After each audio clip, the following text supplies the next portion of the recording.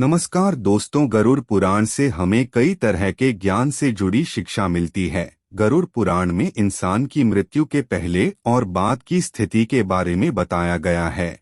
यह पुराण भगवान विष्णु की भक्ति और उनकी शिक्षा पर आधारित है। प्रत्येक व्यक्ति को इस पुराण को जरूर समझना चाहिए। गरुड़ पुराण हिंदू धर्म के प्रसिद्ध धार्मिक ग्रंथों में से एक है। 18 पुराणों में से एक माना जाता है।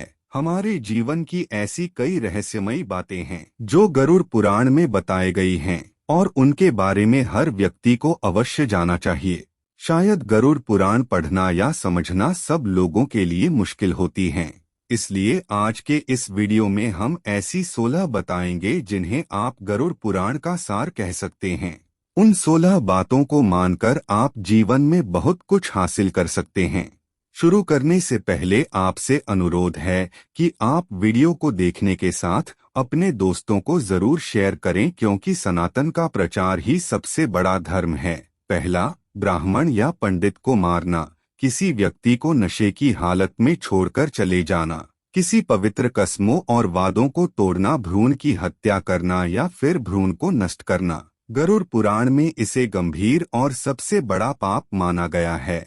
ऐसा करने वाले मनुष्य के जीवन में जरूर दुख होगा और उसे यमलोक में अपने कर्मों की सजा पाने के लिए तैयार रहना होगा। दूसरा, किसी महिला की हत्या करना, महिला को प्रताड़ित करना, मुख दर्शक की तरह आंखों के सामने किसी की इज्जत लूटते हुए देखते रहना, या फिर किसी महिला को मारना पीटना।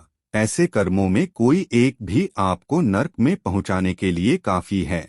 तीसरा, किसी के विश्वास को धोखा देना और किसी की हत्या करने के लिए हथियार के रूप में जार का इस्तेमाल करना भी घोर पाप है और इसका रास्ता सीधे नर्क की ओर जाता है। चौथा, पवित्र स्थलों को गलत दृष्टि से देखना, अच्छे लोगों को धोखा देना, साथ ही उसकी बेइज्जती करना और गाली देना, या फिर किसी धर्म, पुराण, वेद या फिर किसी व्यक्ति के आत्मसम्मान को ठेस पहुंचाना, यह भी नरक में जाने का संकेत होते हैं।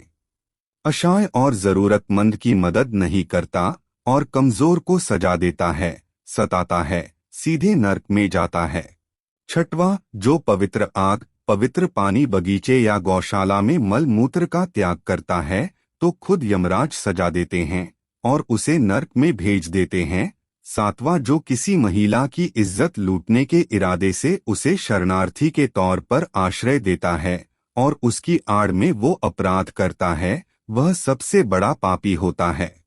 आठवां, जो व्यक्ति अपने घर में अपने इष्ट ईश्वर शिव, विष्णु, सूर्य, गणेश और दुर्गा का पूजा या आदर नहीं करता, वो भी नर्क का भागी होता है। नौवां, पत्नी और बच्चों की जरूरतों को अनदेखा करना, पूर्वजों की उपेक्षा करना, इंसान को नरक में ले जाता है। 10वां, किसी विधवा की पवित्रता को नष्ट करना या किसी मर्द से शादी की सीमा को लांघकर संबंध बनाना, भगवान की नजरों में पाप है।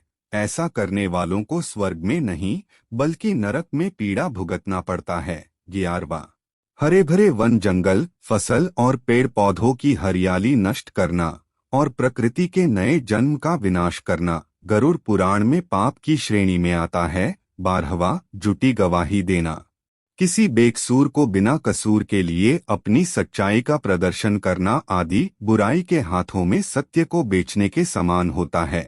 13वां, प्रजापालक व पंडित की महिला पर बुरी नजर रखना या फिर किसी युवा लड़की के ज्ञान और इच्छा का अनादर करना और उसे गाली देना, किसी निर्दोष की निंदा करना आदि भी नरक का प्रतिनिधित्व करता है।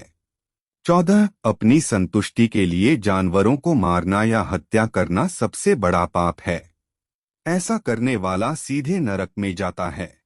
15वां, जो शराब और मांस की बिक्री में शामिल होता है या फिर जो महिला या पुरुष अपने जीवन साथी के अलावा किसी और के साथ रहता है, उसे गरुड़ पुराण के अनुसार नरक का दर्द भोगना पड़ता है। 16वां, जो किसी की सहायता करने के बजाय उससे कुछ छीन लेता है, जो अपनी भलाई के लिए दूसरे का जीविकोपार्जन छीन लेता है या फिर किसी धार्मिक फैसले को गलत ठहराता है और मरने के बाद वह सीधा नर्क की ओर ही जाता है। तो मित्रों, यह थी गरुड़ कुछ महत्वपूर्ण बातें तो मित्रों, आज के लिए बस इतना ही। फिर मिलते हैं एक और नए एपिसोड के साथ। तब तक के लिए नमस्कार। जय श्री कृष्णा। ओम नमः शिवाय। राधे राधे।